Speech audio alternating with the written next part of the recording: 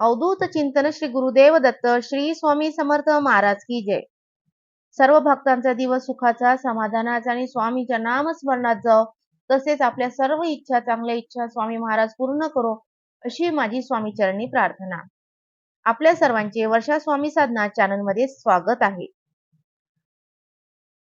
स्वामी भक्तांनो, आज आपण या व्हिडिओमध्ये आपण आपल्या आयुष्यात अपयश आले असेल तर आपण अपयशातून यश कसं मिळवू शकतो ते आपण एका छोट्या कहाणीद्वारे बघणार आहोत।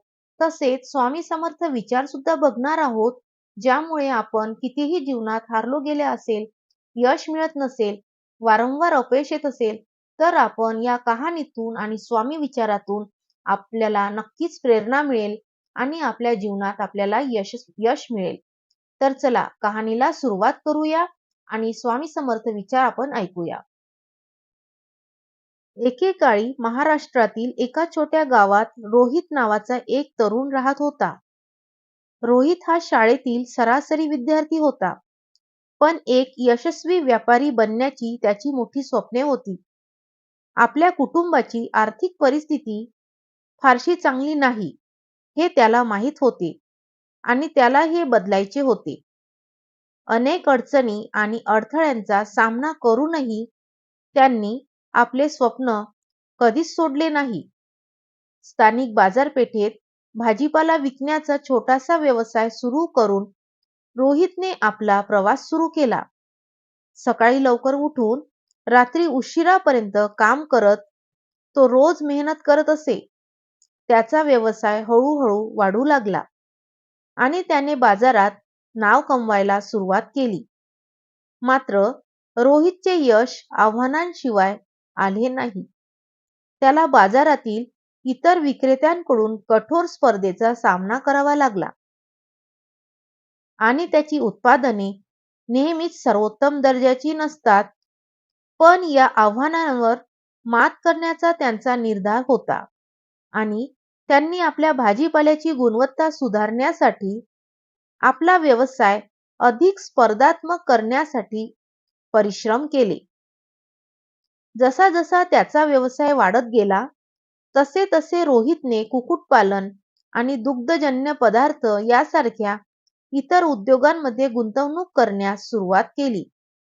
त्याने मोजून जोखीम घेतली आणि त्याचे उपक्रम यशस्वी झाले याची खात्री करण्यासाठी कठोर परिश्रम केले। त्याचा विस्तार होऊ लागला। इतर शहरांमध्येही तो भाजीपाला पुरवू लागला।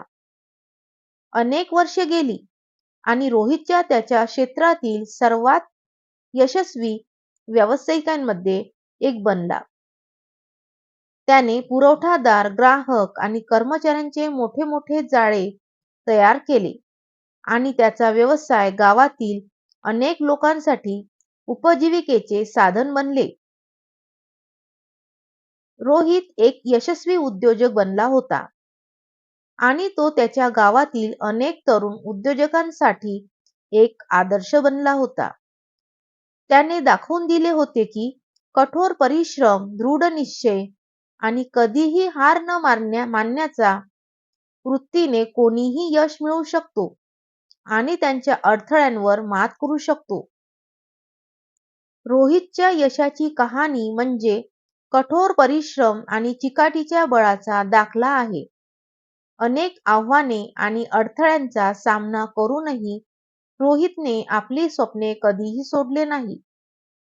त्याचा स्वतःवर आणि त्याच्या क्षमतेवर विश्वास होता आणि तो आपले ध्येय साध्य करण्यासाठी मोजलेली जोखीम घेण्यास तयार होता।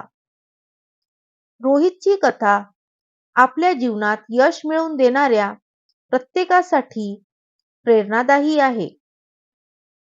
कथेची नैतिकता अशी आहे की यश त्यांनाच मिळते जे दृढ निश्चय करतात, मेहनती असतात आणि त्यांची स्वप्ने कधीही सोडत नाही।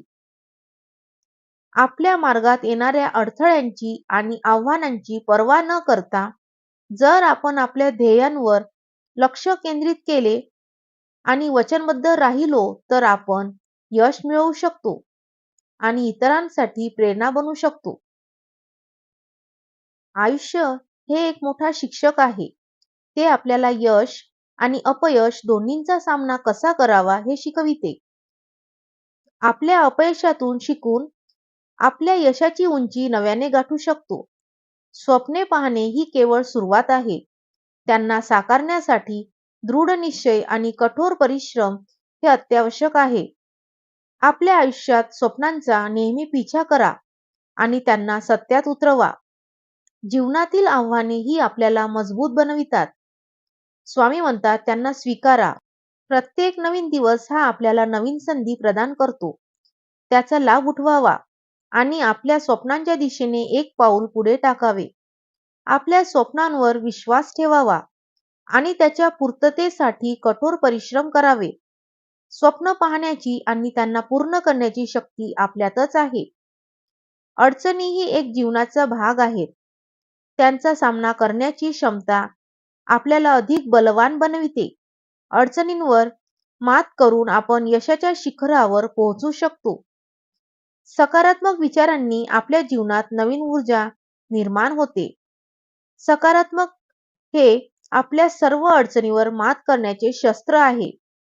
यशस्वी व्हायचे असेल तर स्वतःला विकसित करत राहावे लागेल आणि शिक्षण, आत्मविकास हे यशाच्या मार्गावरील दोन महत्त्वाचे स्तंभ आहेत.